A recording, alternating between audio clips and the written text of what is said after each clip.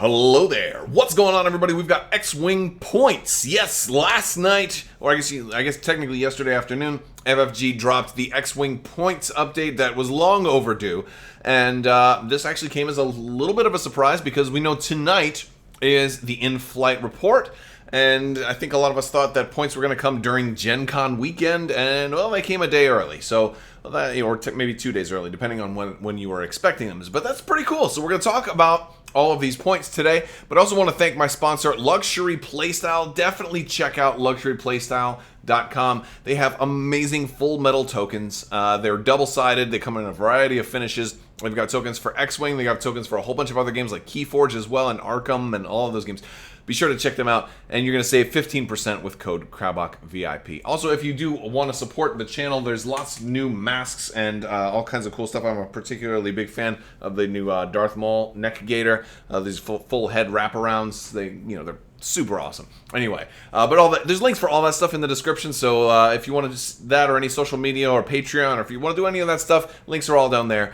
Admin stuff out of the way. Let's talk X-Wing points because this one's actually kind of interesting. So if you're not familiar with points, or if you're newer to X-Wing, they're doing this thing now, like where twice a year they're going to update the points and potentially even some other things like upgrade slots and all of that.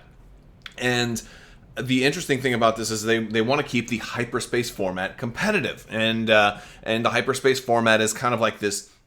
A certain format that's going to have things that rotate in and out, and kind of be like this certain modes to play where they can rebalance on the fly, and they can really make changes based on tournament results. So that much is pretty cool. And then, of course, if you don't want to play that, they have Extended, which is basically everything. That's kind of more similar to the old style X-Wing of run whatever you want. So that much is pretty cool. We have an interesting situation here where nothing is coming out of the Hyperspace format. We have seen in the past, for a while it was like things would kind of come in to the Hyperspace format but not out. And then once enough stuff became available, then they would start kind of rotating things in and out. And one of the interesting things about this is like these bullet points here. Nothing is actually being removed from Hyperspace right now. And that has a lot to do with they haven't had enough time to have as many people play physically this half of the year, because only people who kind of went to stuff in January and maybe parts of February got a chance to actually play in-person games. Of course, they're not going to acknowledge TTS because they can't, and I get it. But yeah, so they're really just talking about physical in-person play, although I'm sure we all know that, yes, they are aware that people do play online versions of X-Wing, and I'm sure some of that information has gone into these considerations, but still it's a smaller subsection of the people that play. But they're going to add new things to Hyperspace, so it's still going to change up the Hyperspace format for the next 6 months. However, they're definitely, and of course we hope, going to remove some stuff next time. The next time they update things. And so that's basically what we're looking at here. Now, a couple of interesting things, like one of the things they talk about in this article, and FFG posted an article, Max Brook wrote this, and it's basically they're talking about a lot of the aces and the high initiative aces have been given slight increases, not enough to kind of push them out, but enough to kind of better represent what their value versus how much they are represented in competitive play. And so like for me as more of a Republic player, people like Obi-Wan Kenobi, for example, I'll see a points upgrade increase in that. And then a couple of other ships like the Slave One, and then some of the Separatist drones, which are interesting. Those are going up in play as well. And they talk about the VCX and YT2400 getting significant points reductions. And so we're going to take a look, and we'll go through all the points kind of briefly. But yeah, you can get all of these at fantasyflightgames.com if you want to get the updated points lists. I'm sure by the time you view this, they'll probably already be in a lot of the list builders out there. So it's a very seamless thing because some of the people who run these list builders are just absolutely amazing folks that are very, very, very dedicated to their craft. And this stuff does get updated very quickly. And then they also talked about the Nantex, and I know that was a big thing last time. They did a change to the way that the tractoring would work, and you could do that whole the whole turn thing when you're tractored, and so they and I guess one of the things that they feel is that the Nantex has been changed enough now that they can kind of change the points on the Nantex itself, but shifting a lot of the points to Ensnare. So if you still want to take the Nantex with Ensnare, and that's one thing. But if you want to remove Ensnare, now the Nantex becomes significantly cheaper, and maybe they are hoping that people come up with different builds for the Nantex, which is pretty interesting. But yeah, this is just it's kind of a short article talking about the new points, and I guess they're kind of hoping, if you're not happy with this, the news that's coming out, over this weekend, with new waves and all this other stuff that's going to be announced, will hopefully be enough to kind of take your mind away from whatever may have upset you. So first, we're going to look at Rebel points, and they've kind of changed the way that they've updated this whole points cost, because these PDFs now have lots of new information. So the first thing I want to talk about is the new way all of this is structured, because we've got pilot names, and then we've got the subtitle. And this is going to be important because there's going to be, they talk about, when you start seeing the same person in multiple ships. For example, if you saw Luke Skywalker in an X-Wing and then you saw Luke Skywalker in an A-Wing. I pulled that one out of thin air. That's not a real thing. I'm sure there was probably one book somewhere where he was in an A-Wing, but you know what I'm saying. What's more likely, I probably should have gone with the more likely thing of Hera in everything, because, hey, we know that there's Aces packs coming, and so here's a good way for them to say Hera as in Phoenix Leader, or Hera as in, in a B-Wing or in an A-Wing or something like that, and she'll have a different, she may not always be Spectre 2. She may be Hera General Syndulla in something else, right? In the X-Wing, maybe. If Hera's in an X-Wing, I think they'd call her General or something like. So they have the subtitle there to kind of help further, point out which is what. We've got our upgrade bars and the costs right there. HS means hyperspace, and then EXT is for extended, and then builder keywords is off to the right. Currently, the only builder keywords they have in there are light side and dark side, of course, for force upgrades. Now, the interesting thing about this is they say, well, there's two really interesting things about this. First off is builder keywords. They have said that kind of gives them room to put other things in there. I have a feeling that as we see more and more Mandalorian type content, we'll get more things that can go in builder keywords as a category. I think that'll be interesting. But the more interesting thing here is the fact that extended is listed here. I don't like that. And I'm curious, I would love to hear from you guys. Let me know what you think. There's still time left to enter to win the giveaway, too, for the $100 Amazon gift card. All you have to do is be a subscriber and leave a comment on this or one of my videos. But let me know what you think of extended. Now, granted, it looks like everything is legal for extended currently, and that's good, but I think that was always supposed to be the case. I'm not really a big fan of extended having a category there, because it seems like they're going to have two alternating points formats, oh, well, you know what? Wedge is no longer legal in hyperspace or extended, and maybe you can't run Wedge in an X-Wing anymore, They haven't done that yet. I understand why. I just don't like seeing it there. If it's for the extreme rare case where they need to ban a card, I think you could have just put that in builder keywords. You could have said banned under builder keywords. That would have been as simple as that. Why do you have to have a whole category for extended where everything says yes, but it's just to remind you, it's we can take anything away from you. I'm not a big fan of that, but we'll have to see why. Maybe something's going to come out that just makes something completely broken. Maybe X-Wing's getting to that point where, like Magic the Gathering, where just some stuff is just completely game-breaking, and, I thought they would have ironed all these things out when they made second edition, right? I would have thought, hey, if we're that worried, only, 3 years into X-Wing 2.0 or 2 years into X-Wing 2? I don't know. How many years is it now? I'm losing all track of time. But it was 2 Gen Cons ago that X-Wing 2.0 came out, so I guess we're 2 years into X-Wing 2nd Edition. If we're already at the game-breaking stage, or prepping for the game-breaking stage of having to ban things from extended, it does make me kind of worry a little bit on what the plan is here. Again, I could be totally wrong. I may be thinking that this means one thing and it means something totally different. And maybe they're just going to make the two formats rotating. Maybe they just want extended to see how extended does without X-Wings. Or maybe I want to see how extended does without any large ships for one season. I don't like that, though, because I think, to me, that's what Hyperspace is for, not what Extended is for. I think Extended is meant to be run everything.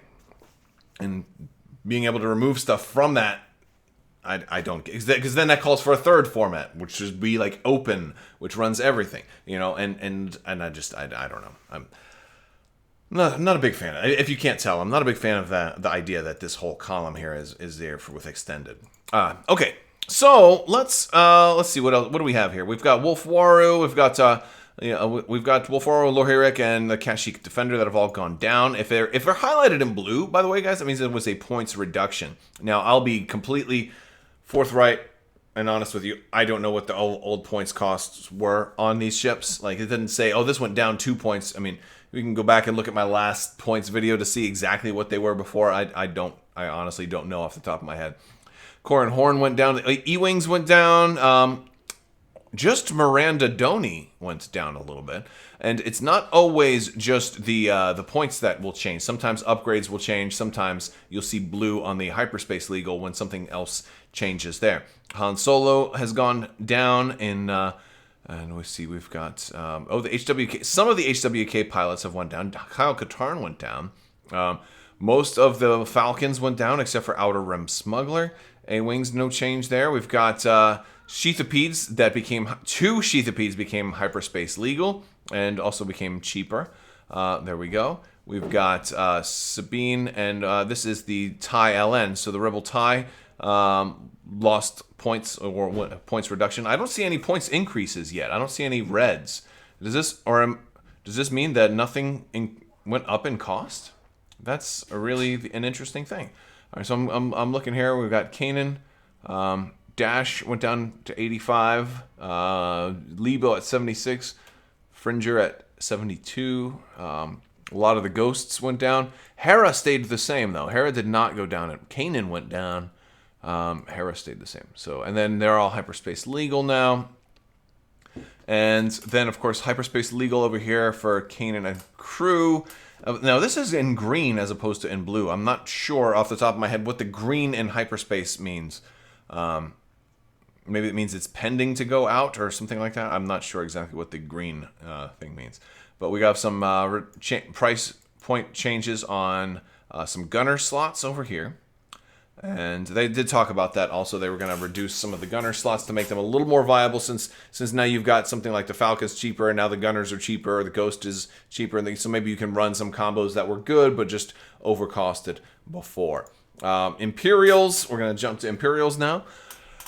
All right, we've got our Alpha Class Star Wing, the gunboats. The gunboats went down. Hey, now we got some red points. All right, so some things did increase in price. Colonel Jendon went up in price.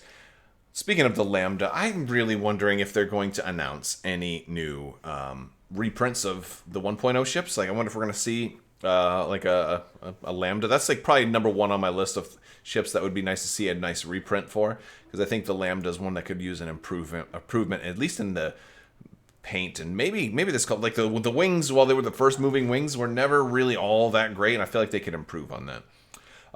And Generic Inquisitor went up in price, while Baron of the Empire went down in price.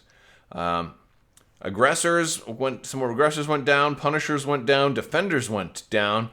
Soon to Your Fell goes up, like we talked about some of the aces that were going up in cost. Whisper went up. Looks like the Imperial aces went up. Strikers, we had Duchess go up. All the other strikers went down. Well, almost all the other, except for Planetary Sentinel. Decimators had no change, it seems. Got any changes to upgrades? I'm not seeing any changes to upgrade bar stuff, unless I missed something. And I may have missed something, but you guys can go and I'll put a link to the X-Wing page where you can get all of the rules, and, well, not rules, but all of the documents, including points changes. Scum, IG-88s went down. We've got the customized YT-1300 light freighters, the Han Solo or Lando's Falcon. Those all went down. Only 2 of those are Hyperspace Legal now, and that's going to be L3 and Han Solo. So if you like Lando, sorry, you can't run him. Not in Hyperspace. But you still can in Extended for now until they change that. And then Boba Fett went up a little bit. They talked about that in the article. We got a couple of HWKs that went down. Dace and Spice Runner. We've got some Lancers that went down. I'm not a fan of the Lancer, but that's okay. There it is. Went down in hell.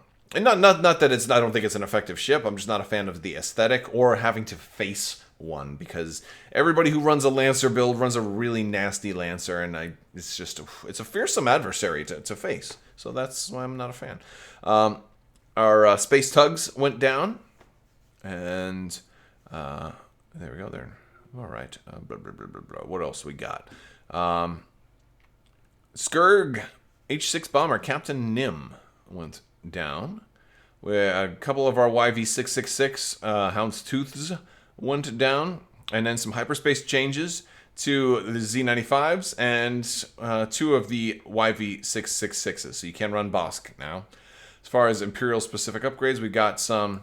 We got Bosk, who is a green yes. I still don't know what the green yeses really are there for. And then an increase on the Slave 1 title. We're at now Separatists. Going into the Clone Wars faction. We're seeing the Nantex all went up. All went down. wrong direction. We're seeing the Belbelubs come back into hyperspace outside of Captain Sear. And a reduction on O66 on the Sith Infiltrator. Increase on the drones, like they talked about in the article. And then some increases on the tactical relays. And that's about it. I guess we got another green yes on the soulless one over there. For Republic, we're seeing a decrease on Oddball in the ARC 170. Decreases on a lot of the BTLB Y-Wings, including Anakin, which is interesting. But Anakin and Oddball. Obi-Wan went up in price, and so did Mace. Anakin stayed the same, so no change to Anakin there. I think they want you flying Anakin maybe just a little bit more in one place or another. Although Anakin was already at 62, so him not going up isn't really saying a whole lot. Rick Oli went up a little bit. He is probably my favorite N1 pilot. And then all of the V19s, except for Gold Squadron Trooper, went down in cost. We've got some Astromechs went down in cost, and a couple have a couple upgrades over here. Have the green yes. That's going to do it for that one. We got the Resistance pilots. We have, all right, so the Star Fortresses all went down. We got an increase on Zizo Talo on the RZ-2A wing. And then we've got the Millennium Falcons. So again, like the Falcons seem to go down across the board, right? Poe Dameron went down in a T-70, although he was very expensive already, so he went down a little bit. And we're seeing Joff Sea Striker went down a little as well. As far as upgrades, I'm just seeing, I guess, a BB Astromech over here in the green. And I think this one is green also. I really don't know what green means, and I'm going to say that every time I see something green. It's a First Order. We've got Major Von Reg, all of the TIE BAs, or which are Von Reg's, Interceptor. Those are all gone down in price. Quick Draw went up, while Lieutenant LeHughes went down in the TIE SF. You've got the Sinar Jameis Engineer that went down a little bit, down to 48. And not as many changes over here. I wonder if there's not that many people. I guess you have Special Forces Gunner went down. And again, they did talk about a lot of the gunners going down in price. We're almost done, folks. We've got generic upgrades right here. And this is going to be everything that can go in basically every faction. Some greens, and I think the greens is just temporary. We do see a reduction here in Connor nets, a reduction here in electro-proton bomb. A couple of the torpedoes went down, and green yes on the dorsal turret for hyperspace legal. Everything is still legal and extended.